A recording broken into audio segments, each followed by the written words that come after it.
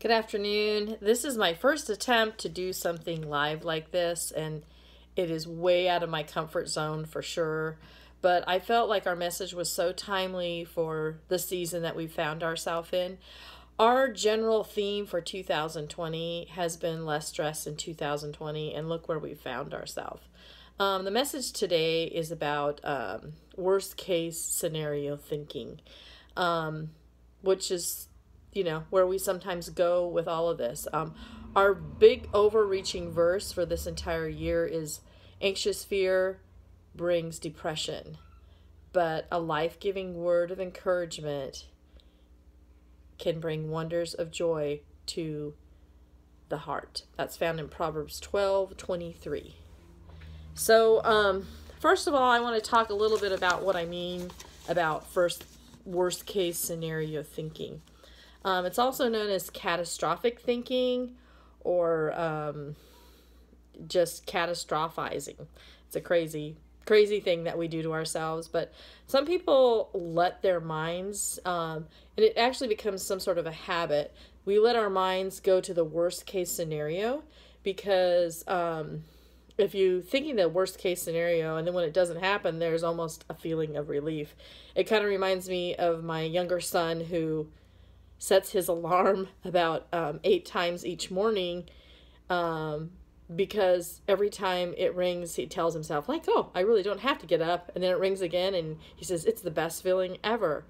But the truth of the matter is, worst case scenario thinking is really not a healthy way to live. Because then if things do happen, guess what? You've lived it twice or maybe 3 times, depending on how many times you thought about it. So we want to talk about a better way to do things, a healthier way to do things. In January, we talked about using such tools as signal breath, like thinking of something great and then breathing in and holding that breath and letting it go. And last month, we talked about the power of gratitude. So we made gratitude lists. So I'm going to give you a few tips here, and then we're going to get into what the Word of God says about it as well.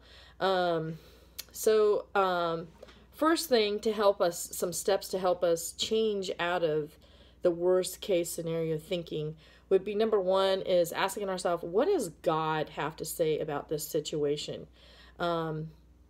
Sometimes we just, we leave him completely out of the picture because we are so focused on what it is that we're dealing with that we don't give any room to even think what God might think about the situation.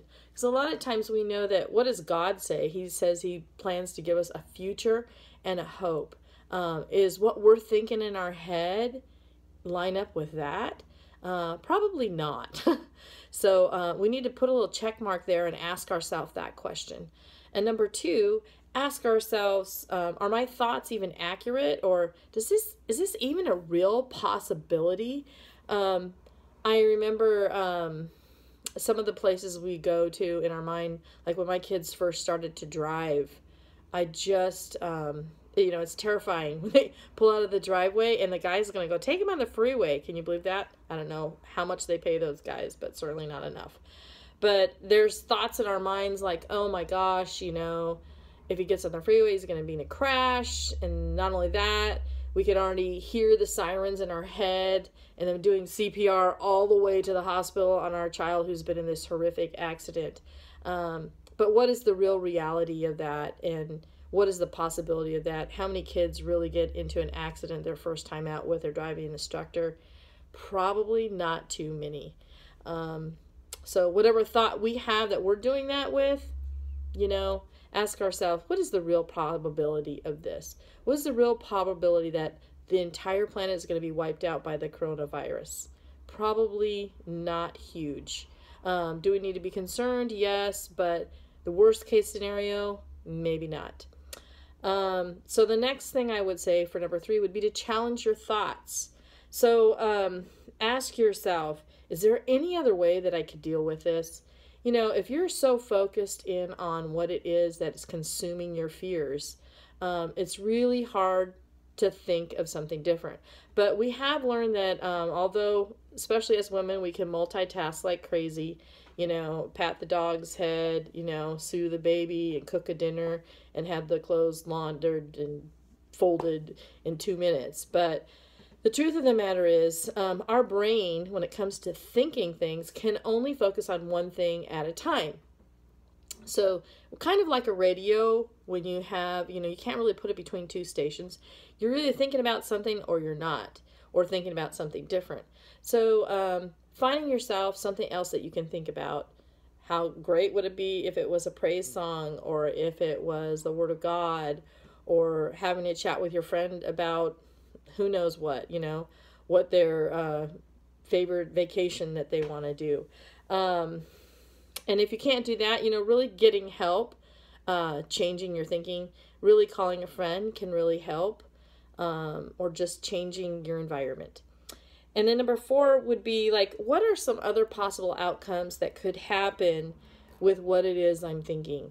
Now, let's go back to the car driving situation. So the other outcomes is that, like, hey, I remembered when I was learning to drive, and guess what? I was just as nervous, I wasn't going to let anybody know, as probably my parents were. And guess what? I was more focused to what I was doing. I was more concentrating because I wanted to do it right, because by golly, I wanted my license.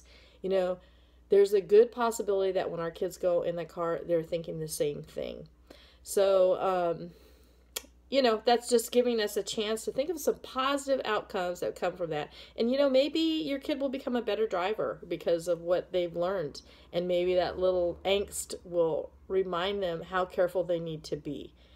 So number 5, what have you done in the past when you had some catastrophic thinkings? Did the things really happen, or did something really horrible happen, or did it come out okay?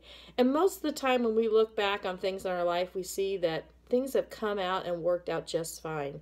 We know that all things work together for good for them that are called to the Lord.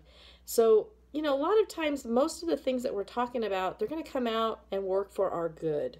So, did we worry about them for nothing? I don't know how many times we've said that. I've even said it to myself, like, man, I worried about that whole thing for nothing. And so, we're just trying to put our mind and our thoughts in a place that's much more healthier.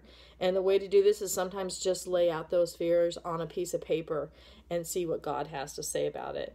So if the thoughts are still bothering you, you can ask yourself this question.